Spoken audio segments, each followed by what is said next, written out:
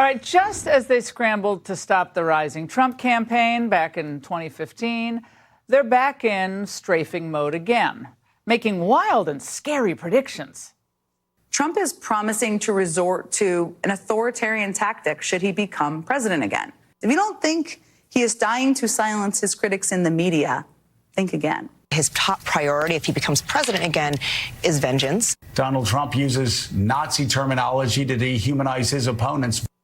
Now, the headlines are so bad, they're actually funny. From the New York Times today, why a second Trump presidency may be more radical than his first. Well, he has long exhibited authoritarian impulses, blah, blah, blah. You get it. Now, over the weekend, Trump responded in a speech in Iowa, cleverly turning the tables on Biden. Over the past few years, you've watched Biden and his band of Marxists, communists, fascists try to crush free speech, censor their critics, criminalize dissent, destroy attorney-client privilege, and even attempt to imprison their leading electoral rival by far on bogus charges. That happens to be me, in case you forget. Happens to be me. But somehow I'm not worried. I'm not worried. That's why we're doing this, because we have to straighten out our country. Of course, the New York Times poo-pooed President Trump's attacks, saying Mr. Trump's accusations against Mr. Biden, which he referenced repeatedly throughout his speech, veered toward the conspiratorial. He claimed the president and his allies were seeking to control American speech, their behavior on social media, and their purchases of cars and dishwashers. Okay, I was reading that going, how is any of that untrue? It's totally true. Now, it's good to see that Trump was pushing back on that charge that American populism is somehow going to lead to some sort of dictatorship. It's ridiculous. They cite Trump's plan to take power away from unelected bureaucrats by turning a larger portion of the federal workforce into political appointments as a real problem. Apparently, their argument goes like this. By giving the president more power over the federal bureaucracy, we would be marching toward a dictatorship. But think about this for a minute.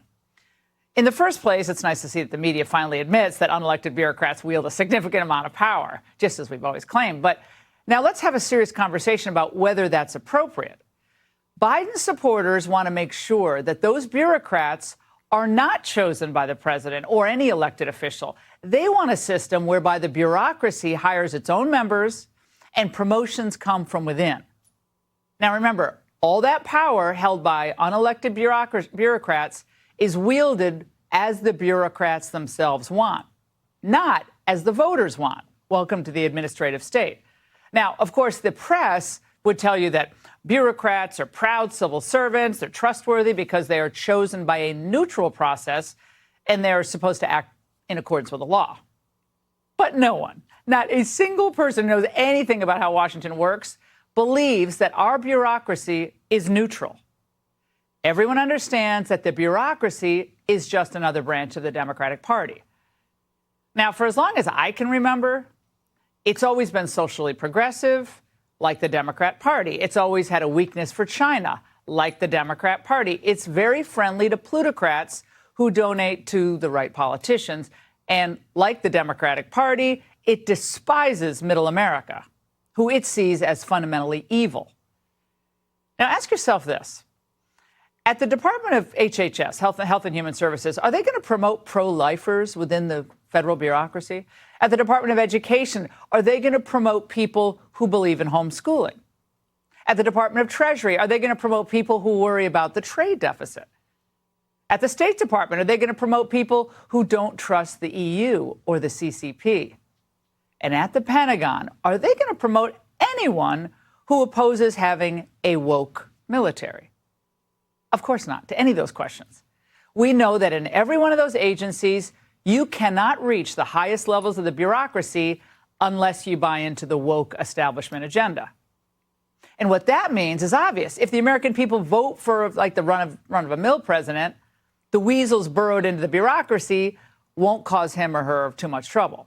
But if the American people vote against the establishment candidate, then the bureaucrats will fight the president every step of the way. Now, time and again, the media told us how brave the souls in the bureaucracy, how bravely they fought President Trump. Remember Alexander Vindman?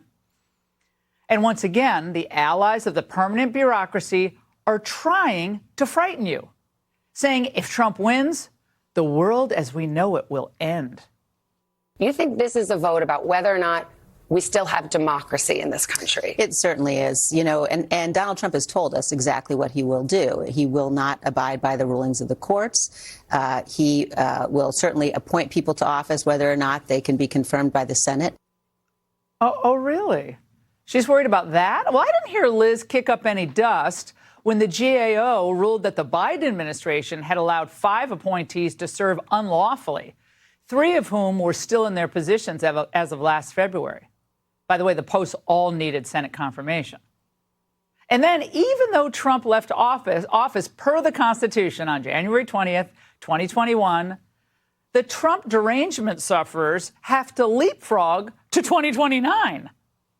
Do you believe if Donald Trump were elected next year that he would try to stay in office beyond a second term? That he would never leave office? There's no question. You think he would try to stay in power forever? Absolutely. Forever and ever and ever. What a silly woman.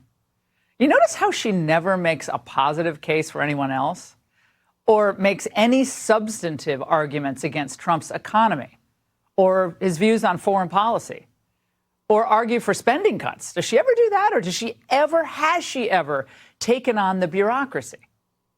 Well, this is because Liz and the 13 Republicans or so who think like her actually like the appearance of a democratic process, one where the government remains a system where the voters get to choose certain officials, but where the permanent bureaucracy carries out the orders of the Democratic Party, no matter which party has the White House. We know what their idea of a perfect representative democracy looks like. The DOJ works to every channel to put the president's chief opponent in jail.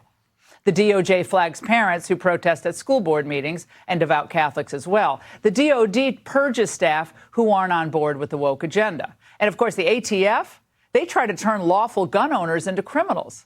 They censor people with bogus misinformation labels and so on and so on.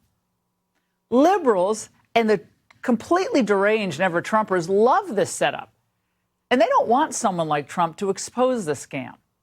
They're so funny. They try to scare voters by warning if Trump wins, there'd be mass resignations. A lot of people who would gum up efforts by Trump and Trump's people to subvert democracy will just simply quit in disgust or horror or whatever you want to call it from places like the Justice Department and so on. Oh, bureaucrats would quit? Oh, that's a big loss. Here's the bottom line. Democracy should mean a system in which the voters have power. In our country these days, it's a system whereby the government can be used against the people. So President Trump is right. That system has to be changed. And the louder the press squeals about this plan to take power from the bureaucrats and give it back to the voters and the officials they choose, the more you can be confident that he's right and they're wrong.